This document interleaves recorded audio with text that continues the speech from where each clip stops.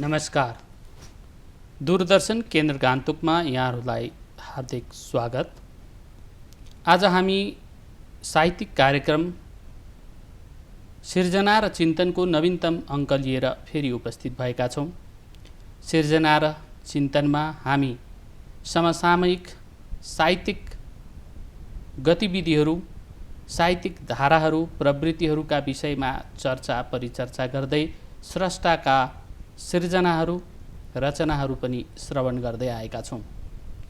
यसै क्रममा आज हामी माझ उपस्थित हुनुहुन्छ एकजना प्रतिभाशाली व्यक्तित्व, पेशाले पत्रकारका रूपमा परिचित हुनुहुन्छ, एकजना माझिएको कथाकार हुनुहुन्छ अनि कवि हुनुहुन्छ, श्रीमती उषा शर्मा। यहाँलाई हार्दिक स्वागत तथा अभिवादन। नमस्कार, धन्यवाद। दूरदर्शन केन्द्र गान्तोकले सिर्जना र चिन्तन यस साहित्यिक कार्यक्रममा स्रष्टाहरूसँग विविध विषयमा चर्चा गर्दै आइरहेको छ र यस क्रममा आज हामी नयाँ विषयमा तपाईहरू समक्ष फेरि पनि चर्चा गर्न उपस्थित भएका छौँ। उषाज्यू, तपाईँ एकजना महिला लेखक हुनुहुन्छ, हजुर, कवि हुनुहुन्छ।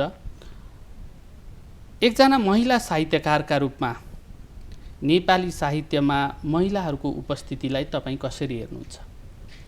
हजुर, सर्वप्रथम म अलिकति साहित्य विषयबारे चर्चा गर्छु है। साहित्य भन्नाले मानव मनमा उत्पन्न हुने सौन्दर्यपूर्ण कलात्मक अभिव्यक्ति हो र साहित्यलाई समाजको दर्पण भनिन्छ। साहित्यले समाजको मार्गदर्शन पनि गर्छ। यो कालजयी तत्त्व मानिन्छ साहित्यलाई। र हामीले साहित्यको इतिहासलाई हेऱ्यौँ भने समय अनुरूप नै साहित्यमा परिवर्तन आइरहेकै छ। जस्तै रामायण, महाभारत, इलियड, ओडिसी है, म्याक्सिम गोर्कीको आमा, लियो टल्स्टयको युद्ध र शान्ति, अनि डाक्टर इन्द्रबहादुर राईको आज रमिता छ लाई उदाहरणको रूपमा लिन सकिन्छ।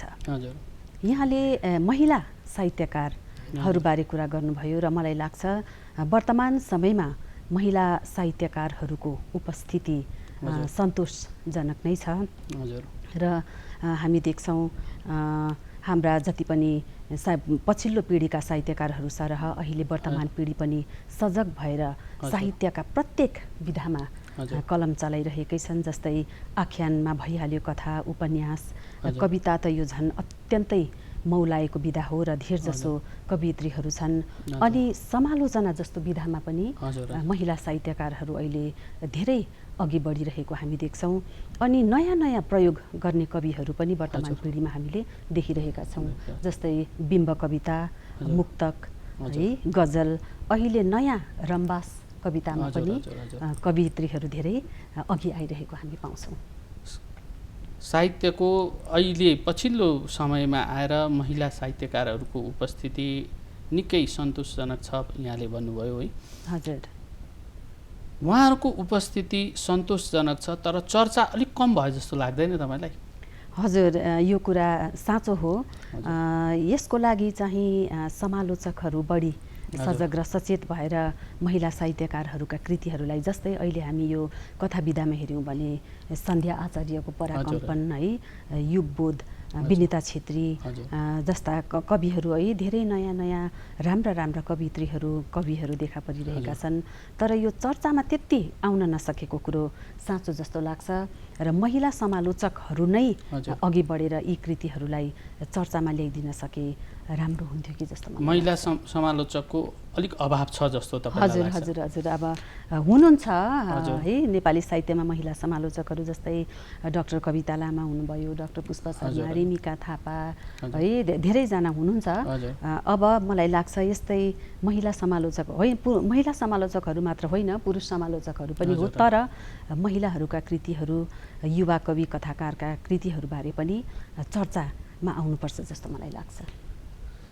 यहाँ एकजना महिला कवि पनि हुनुहुन्छ, कथाकार पनि हुनुहुन्छ र अहिले महिलाहरूको उपस्थिति पनि सन्तोषजनक छ भन्नुहुँदैछ। हजुर, अहिले वर्तमान समयमा समकालीन धारामा महिला लेखकहरूको अथवा कविहरूको मूल स्वर चाहिँ कस्तो छ जस्तो लाग्छ तपाईँलाई? अब हामीले सुरुदेखि नै हेर्दै आयौँ भने नेपाली साहित्यमा यो स्वच्छन्दतावाद है, प्रगतिवाद हुँदै आइरहेको छ, अस्तित्ववाद हुँदै, र अहिले मलाई लाग्छ यो नारी विमर्शका कुराहरू लेखिरहेका छन् है, नारीवादी कविताहरू। अनि कथाहरूमा पनि वर्तमान युग सापेक्ष समय सान्दर्भिक कथाहरू नै छन्, यौन मनोविश्लेषणात्मक कथाहरू छन्, र नारी कथाकारहरूका कथाहरूमा पनि हामीले नयाँ नयाँ प्रयोगहरू पाइरहेका छौँ।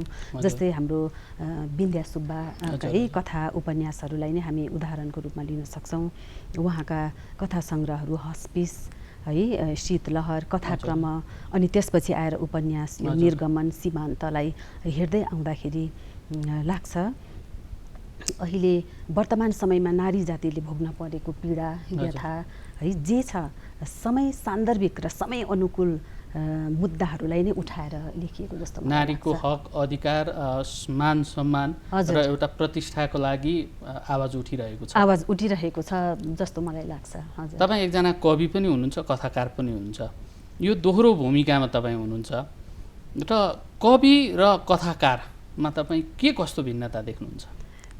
कवि भन्नाले अब कोही बेला म आफूलाई कवि भन्दा पनि बढी कथाकार भन्न रुचाउँछु, किनभने कथा त्यो आँखी झ्याल हो जहाँबाट सारा संसार च्याउन सकिन्छ। यो मलाई अत्यन्तै मन परेको कुरा हो। जस्तै अब समाजमा हामी जे जस्तो देख्छौँ है, कथा अब अहिले तपाईँ मेरो अघि हुनुहुन्छ, तपाईँ पनि मेरो लागि एकजना पात्र हुनुहुन्छ।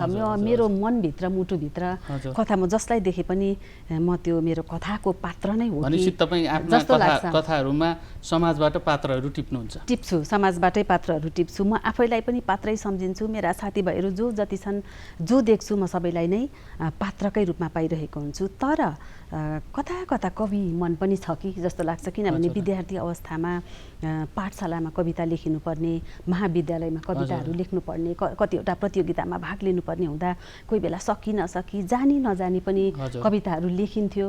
त्यसपछि फेरि कार्यालयमा आकाशवाणी गान्तोकमा नियुक्ति भएर आइसकेपछि त्यहाँ राजभाषालाई अलिकति राजभाषाको विकासको लागि काम गर्नुपर्ने हुन्छ, अनि त्यहाँ साहित्यिक कार्यक्रम कल्पकुञ्ज पनि हुन्छ, र कहिले कहिले त्यसमा पनि भाग लिनुपर्ने, र त्यो हिन्दी कविता प्रतियोगितामा पनि अंशग्रहण गर्नुपर्ने। त्यस्तो हुँदाखेरि मैले धेरै कविताहरू लेख्नु पर्यो, मनबाट पनि अनि करले पनि, र म समय समयमा कविता पनि लेख्छु। रहरले पनि करले पनि कवि हुनु? हजुर, रहरले करले दुवैले। हजुर, अहिले कवितामा तपाईँ र समकालीन युवाहरूको अथवा समकालीन कविहरूको कवितामा मूल स्वर चाहिँ के छ जस्तो लाग्छ तपाईँलाई? म त यो नारीवादी चिन्तन नै मूल स्वर हो कि जस्तो लाग्छ, किनभने समाजमा भोग्नु परेका विभिन्न पीडा व्यथा है, विभिन्न समस्याहरूलाई नै कविताहरूमा उद्घाटित गरिएको पाइन्छ, र अहिले समावेशी किसिमका कविताहरू पनि लेखिरहेका छन् है। जस्तै यो तेस्रो लिङ्गी भयो, यो नयाँ नयाँ विषयहरूलाई,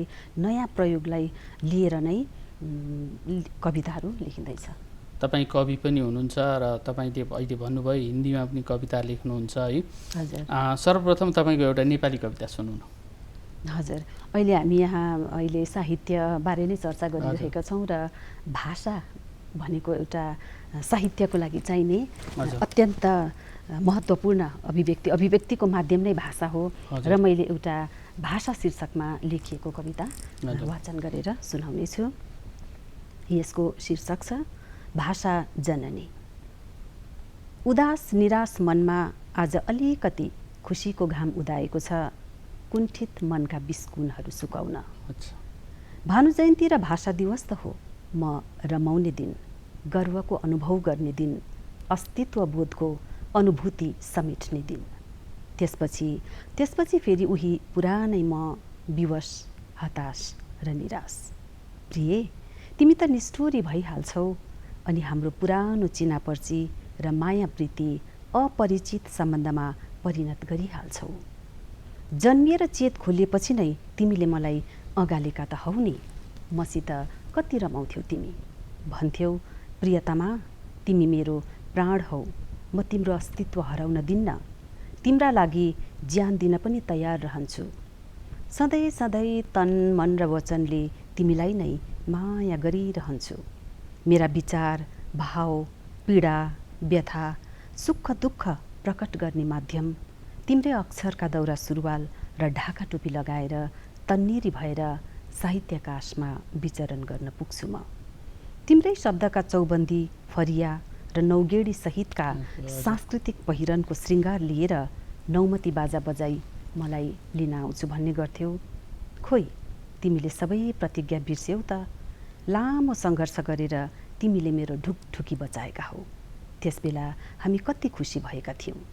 तर बिस्तारै बिस्तारै परप्रेमिकाहरूको मोहजालमा पर्दै गयौ तिमी। प्रिय, मलाई धेरै होइन, अलिकति सम्झना गरे पुग्छ।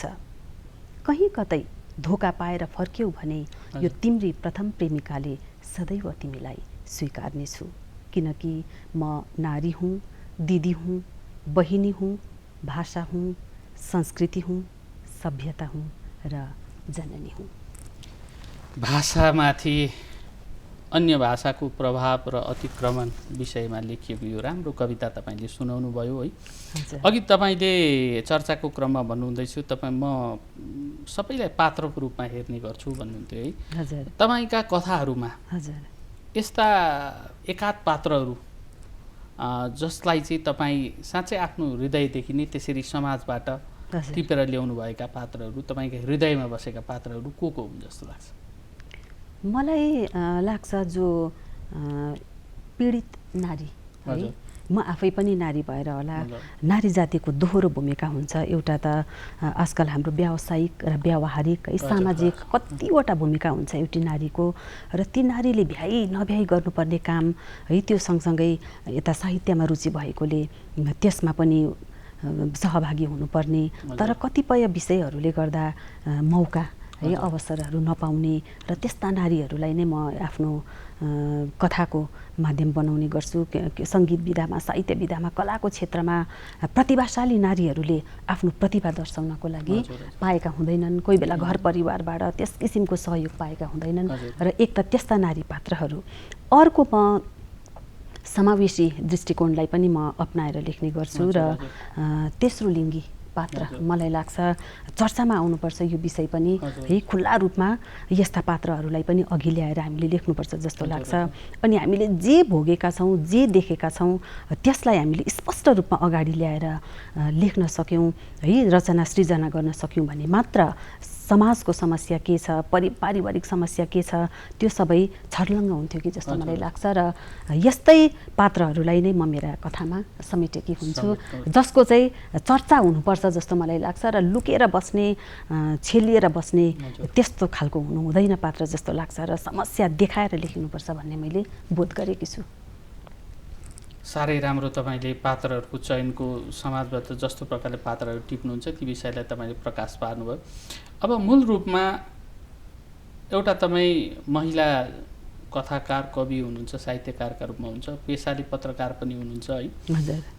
हामीले देखिरहेका छौँ बालिकाहरू विशेष गरी विद्यार्थी जीवनमा निकै साहित्यप्रति रुचि राखेर आइरहेका हुन्छन्, तर पछि ठुलो भइसकेपछि, वयस्क भइसकेपछि उहाँहरू फेरि त्यो उहाँहरूको सिर्जना कतिपय ठाउँमा हराएर गएको र उहाँहरूले त्यो लेखनलाई निरन्तरता नदिएको जस्तो एउटा ठुलो समस्या छ जस्तो लाग्छ, र यसलाई तपाईँ कसरी हेर्नुहुन्छ? यो एउटा गम्भीर समस्या हो। हामी बाहिर नारी स्वतन्त्रताको कुराहरू गर्छौँ, बालिकाहरूलाई महत्त्व दिने भन्ने कुराहरू गर्छौँ, उनीहरूका निम्ति धेरै प्रकारका योजनाहरू सुरु गरिएको भन्ने कुरा गर्छौँ, तर वास्तविक रूपमा अथवा व्यावहारिक रूपमा हेर्नु हो भने यो 100% यो व्यावहारिकतामा आउन सकेको छैन।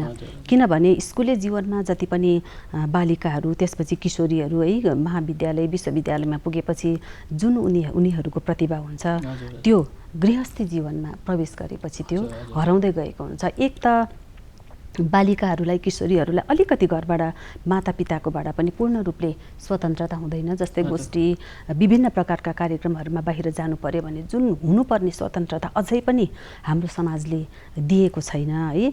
अनि पछि गृहस्थी जीवनमा परेपछि त त्यसै पनि ऊ घरकी आमा, बुहारी है हुँदै गएपछि त त्यो सबै कुराबाट केही न केही मात्रामा प्रभाव परेकै हुन्छ। सामाजिक र पारिवारिक बन्धनहरूले प्रतिभालाई काहीँ न काहीँ छेकिएकै हुन्छ र त्यसले गर्दा अलिकति फस्टाउन पाउँदैन। तर अब मलाई लाग्छ हामी नारीहरू, आमाहरू, जस्तै मेरी बुहारी आई है, उसलाई त्यस्तै प्रतिभा अथवा रचना साहित्यमा छ भने मैले उसलाई प्रोत्साहन दिनुपर्छ जस्तो लाग्छ र एउटा उदाहरण पेश गर्नुपर्छ होला। सबै आमाहरू, अहिलेका शिक्षित आमाहरूले यो मार्ग अपनायौँ भने सायद नेपाली साहित्य धेरै फस्टाएर जान्छ होला जस्तो मलाई लाग्छ। किनभने नारीमा धेरै, पुरुषको तुलनामा मलाई लाग्छ धेरै प्रतिभाशाली हुन्छन् र समर्पित भावले नारीमा काम गर्ने क्षमता हुन्छ।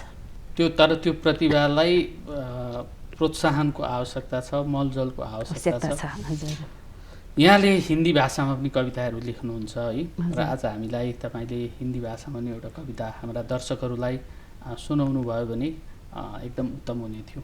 मेरो यो हिन्दी कविताको शीर्षक छ आहत प्रकृति। अलिकति म यो कविताबारे के भन्न चाहन्छु भने है, वर्तमान समयमा एउटा ठुलो समस्या छ यो आत्महत्या र नशालु पदार्थ सेवन गर्ने प्रवृत्ति है, र त्यसै सन्दर्भमा लेखिएको छ यो कविता। शीर्षक छ आहत प्रकृति।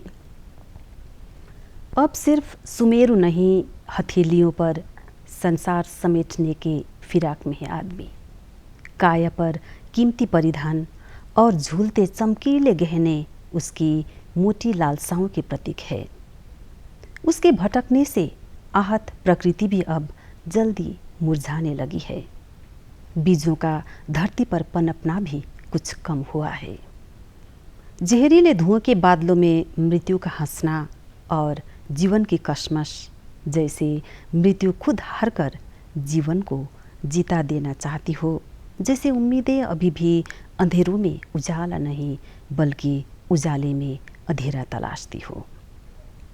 जैसे उम्मीदें अभी भी अंधेरों में उजाला नहीं बल्कि उजाले में अंधेरा तलाशती हो। जैसे नज़र उजाले चांदनी में तारों को नहीं बल्कि बादलों को ढूंढती हो। पर तब क्या हो जब साहस के सपनों में संसार उंगलियों में सिमट आए और ब्रह्मांड के किसी बिंदु पर निराशा दम तोड़ दे। साह्रै सुन्दर कविता। विशेष गरी अहिले यो वर्तमान कालमा आएको हाम्रो सामाजिक समस्यालाई इङ्गित गरेर लेखिएको सुन्दर कविता तपाईँले सुनाउनु भयो। तपाईँ विशेष गरी हाम्रा प्रतिभाशाली युवाहरूलाई कथा लेख्न जो चाहन्छन्, त्यो कथा लेख्नका निम्ति के कस्ता सामग्रीहरूको आवश्यकता पर्छ अथवा कस्तो खालको तत्त्वहरू त्यसमा समावेश गर्न सकिन्छ र कसरी एउटा कथा बनाउन सकिन्छ, त्यस विषय जानकारी गराउनु भयो भने हाम्रा नयाँ पिँढीका उदीयमान कथाकारहरूलाई प्रोत्साहन मिल्ने थियो। युवा प्रतिभाहरू त अत्यन्त प्रतिभाशाली छन् है, उनीहरूलाई मलाई लाग्छ हामीले विषय दिनु पर्दैन। तर म एक मिडियाकर्मी भएको नाताले सधैँ नै यो समाचारमा धेरै किसिमका विषयहरू आउने गर्छन् है, जस्तै यो नशालु पदार्थको मैले अहिले भनिहालेँ, र अरू पनि धेरै यो रङ्गभेद, जातिभेद है, यो आत्महत्या जस्ता अथवा जातिगत विभेद, रङ्गभेद त मैले भनिहालेँ। यस प्रकारका विभिन्न तमाम समस्याहरू छन् हाम्रो समाजमा है, जो भित्रभित्रै लुकिरहेका छन्, र यस्ता विषयहरूलाई नै टिपेर कथा लेख्न सकियो भने र यी समस्याहरू नै धेरजसो है, र त्यो समस्याको समाधानलाई लिएर कथा शिल्प बुन्न सक्यो भने ती कथाहरू प्रभावशाली हुन्थे कि जस्तो मलाई लाग्छ। तर यो जुन पुराना किसिमका समस्याहरू होइन, अहिले देखा परेका जुन नयाँ समस्याहरू छन्, हामीलाई ठुल्ठुला सहरहरूमा गएका युवाहरूले के कस्ता समस्याहरू झेल्नुपर्छ है, जस्तै अहिले लिभ इन रिलेसनसिप एकदमै बढेको, यो जुन पाश्चात्य देशहरूबाट आएका कतिवटा नकारात्मक कुराहरू है, हामीले पाश्चात्य धेरै सकारात्मक कुरोहरू पनि सिक्छौँ, तर नकारात्मक प्रवृत्तिहरू पनि धेरै बढ्दै गएको छ हाम्रो समाजमा, र तिनै प्रवृत्तिहरूलाई टिपेर कथा लेख्न सकियो भने ती कथाहरू प्रभावशाली र पाठकहरूको मन छुन सक्ने हुन्थे कि जस्तो मलाई लाग्छ। साह्रै राम्रो। समाजका विभिन्न समस्याहरू जो अहिले नयाँ विकास, विज्ञान, प्रवृत्ति, प्रौद्योगिकी, यो मिडिया आदिको प्रभावका कारण पनि समाजमा विभिन्न नयाँ समस्याहरू आइरहेका छन्, र यी समस्याहरूलाई कथाको रूप दिन सकिन्छ भन्ने यहाँको जुन विचार छ, त्यो विचारलाई हाम्रा युवा पुस्ताका साहित्यकारहरूले अङ्गीकार गर्नु नै हुनेछ भन्ने हामीले आशा पनि राखेका छौँ। उषाज्यू, भारतीय नेपाली साहित्यमा हजुर महिलाहरूको उपस्थिति सन्तोषजनक छ भन्नुभयो है, हजुर। तर मूल रूपमा भारतीय नेपाली साहित्यमा महिलाहरूले एकातिर आफ्नो हक अधिकारको कुरा त उठाइरहेका छन्, यो सँगसँगै हजुर समाजको विकास र विकृतिहरूको विनाश र एउटा प्रगतिवादी सोचलाई कसरी अगाडि बढाउँदैछन् जस्तो लाग्छ तपाईँलाई? अब हामीले प्रगतिवादी सोचको कुरा गर्नुभयो यहाँले है। नेपाली साहित्यमा नारी लेखनको इतिहासलाई हेर्दै गयौँ भने पारिजात है, पारिजातको शिरीषको फुल अथवा उहाँका रचनाहरू हेर्दै जाउँ, लक्कीदेवी सुन्दासका रचनाहरू हेरौँ, विन्द्या सुब्बा नै भयो है। अहिले धेरै नारी साहित्यकारहरू हाम्रा दार्जिलिङमै बिना हाङखिम हुनुभयो, साङमु लेप्चा, यो इन्द्रमणि दर्नाल, अहिले म धेरै हाम्रा साहित्यकारहरूको नाम यहाँ लिन सकिरहेको छुइनँ, मनभित्र छ तर मुखमा आएको छैन, उहाँहरू नै हुनुभयो। र यता सिक्किममा पनि हामीले हेर्दै आयौँ डाक्टर शोभाकान्ति थेगिन भएको नाम लिन सकिन्छ। प्रगतिवादी धारालाई नै लिएर, स्वच्छन्द प्रवृत्तिलाई लिएर अथवा उहाँहरूले स्वतन्त्र रूपमा आफ्ना रचनाहरू लेखेर समाजलाई दिशाबोध गराउने कृतिहरू नै दिनुभएको छ है। अनि डाक्टर शान्ति छेत्रीलाई हेऱ्यौँ, त्यो हेरेर अहिले वर्तमान समयमा हामी आइपुग्दाखेरि पनि जस्तै सुधा एमराईको भूमिगीत है, भूमिगीतलाई हेरौँ।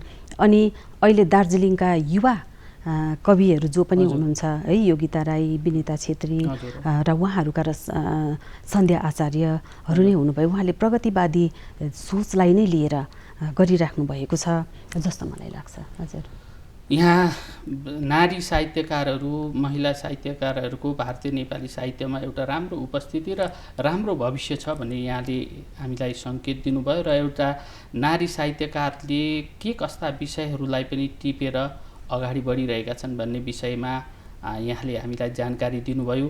कार्यक्रम सिर्जना र चिन्तनको नयाँ अङ्कमा हामी फेरि यस्तै विषयहरू माथि चर्चा गर्ने नै छौँ, तर अहिले भने हामीलाई समयले साथ दिइरहेको छैन र समयले साथ नदिएको कारणले गर्दा हामी तपाईँहरू समक्ष बिदा माग्ने अवस्थामा समयमा आइपुगेका छौँ र हाम्रो निम्तोलाई स्वीकार गरेर यहाँ आज आइदिनु भयो र यतिका गहन विचारहरू, चिन्तनहरू हामीसँग साझा गरिदिनु भयो। यसका निम्ति म साहित्यकार, कवि, पत्रकार उषा शर्माज्यूप्रति आभार प्रकट गर्दछु र हामीलाई कार्यक्रमबाट बिदा दिनुहोस्। नमस्कार। नमस्कार।